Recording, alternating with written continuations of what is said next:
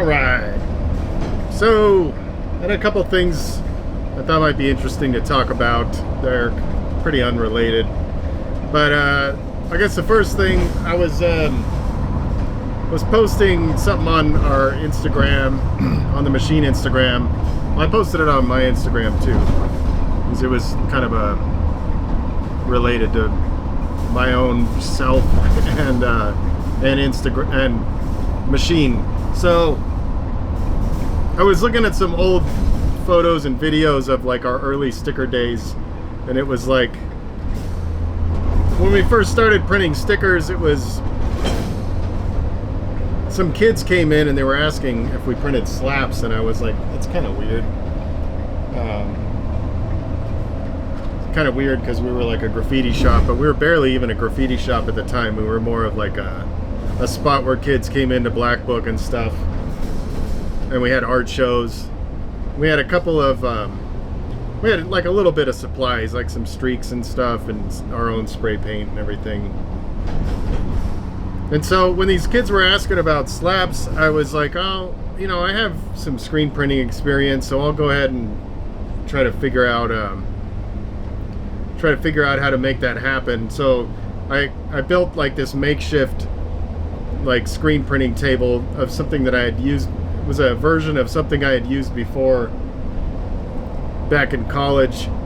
It was like a vacuum table that sucked the sheet down onto the table so that you could get the registration really nice. And so I wanted to make one of those, so I ended up making it, and that's not really what this is about. The thing that I was thinking is, when I was watching it, like I was feeling all this like nostalgia for those times, you know? And, you know, like that whole process of printing was just a total pain in the ass, and like it got to the point where I was like really dreading when I had to print, because it was just it's kind of a long story, but it was just time consuming, and there was a lot of like just weird little issues that would pop up that are just hard to solve, and I don't know, it was just a pain in the ass overall. And then I had to do it after hours, because I had to, as soon as you start printing, you have to finish the whole job. So if like a customer were to come in, and this was when I was mainly working by myself most of the time, so if a customer would come in when I'm in the middle of a print job, you know, I couldn't go help the customer, so I had to do it after hours. Anyway, it was like just a pain in the ass, and the whole process was like hand done, and there was just a lot of things that could go wrong. So it was, in addition to being a pain in the ass, it was pretty stressful. And then just overall in those times in general, I just wasn't like a happy person either. I'm not like super happy now, but like I'm way happier than I was then. I was actually pretty unhappy then. And, well, I don't know if that's true. I don't know. I might just not be looking at it right. But I don't know. I think the thing that I was wondering, I guess, when I was watching that, I was like, you know, feeling all this nostalgia, but it's like something that I would never, ever, ever want to go back to. But I miss those times, you know? So it's kind of a weird thing. And it reminded me, I did this podcast about the good old days, and it was that quote from The Office. I might not have it totally right, but it was something like, I wish we knew we were in the good old days when we were in them, or something like that, you know, so you can appreciate those times while you're there.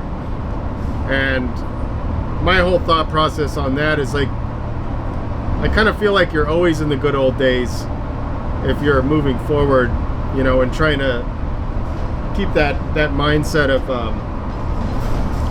you know, my best days are ahead of me. So the good old days, I don't know, it's like the building days where you're kind of working your way towards something, and then if you're always working your way towards something, then you're probably going to look back on those days kind of like they're the good old days. So I have a lot of different good old days that I can look back on, you know.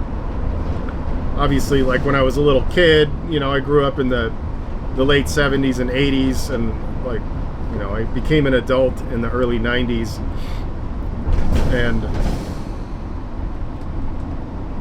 you know, those were different times.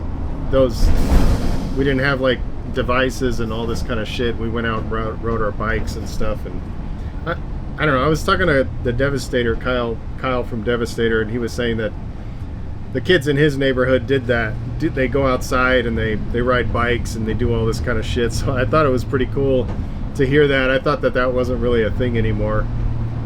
But, you know, so I can look back on that like it was the good old days, or, you know, my early graffiti in the 90s.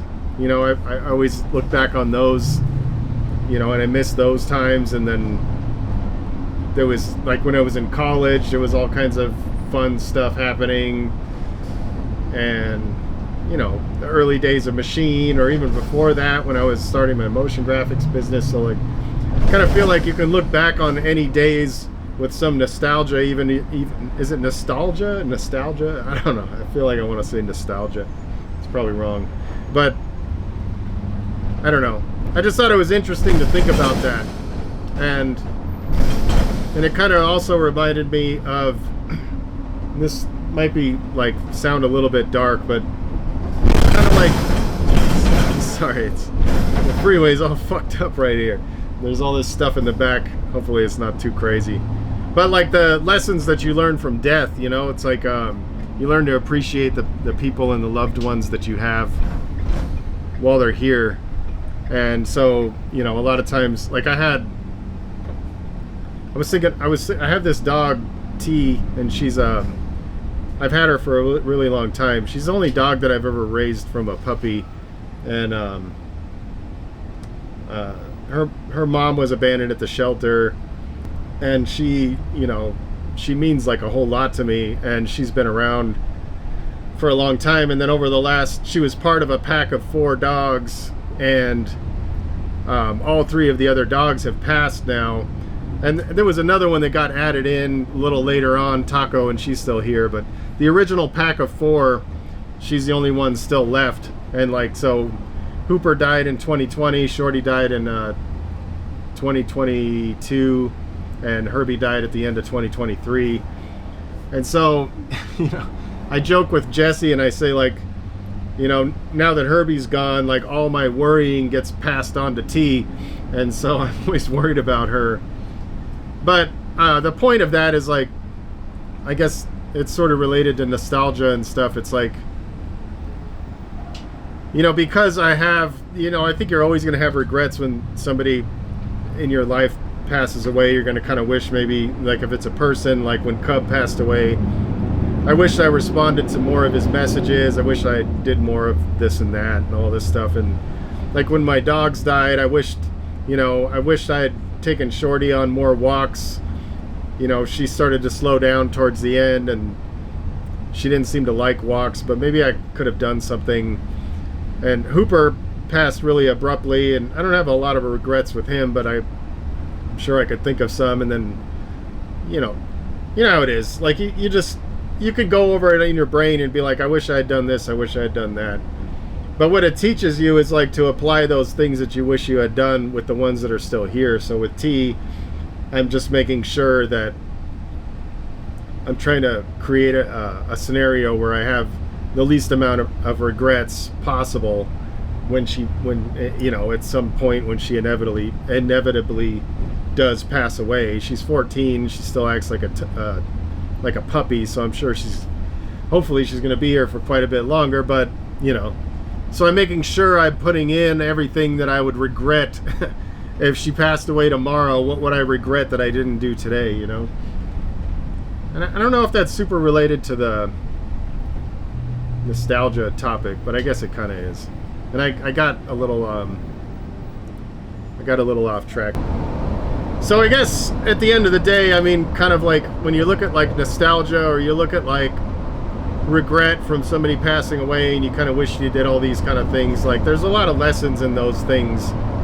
And I'm not really sure what the lesson is looking back on my early printing days. I mean, I can think of a lot of things that I wish I had done differently, and I'm doing those things differently now, and I wish I had started them sooner. But, you know, I don't know. The good old days are right now if you're always moving forward. So I guess that's the lesson that I've learned from it. I don't know if that resonates with you or if that's the same way you look at it, but I just see it like if you're always moving forward, then you're always going to look back on the past as this building stage. And my understanding of how your brain works is there's more reward in the journey than there is in the destination or some shit like that. It's kind of a cliche, but there is some science behind it. And what I understand it is as you're on the way to accomplishing the thing you want to accomplish, or if you're trying to get somewhere or buy something, the journey to getting to that point, as you're making progress, your brain is releasing dopamine, and kind of it's a reward system to keep you on the path. So I think that's probably partially why, you know, kind of losing my train of thought. Try to remember where the fuck I am with this. Oh, so yeah, if you're always trying to move forward, I think I'm getting distracted because the navigator is playing in my ear and shit. I don't know. So if you're always moving forward, then your brain is always releasing this dopamine and rewarding you for making progress on your journey.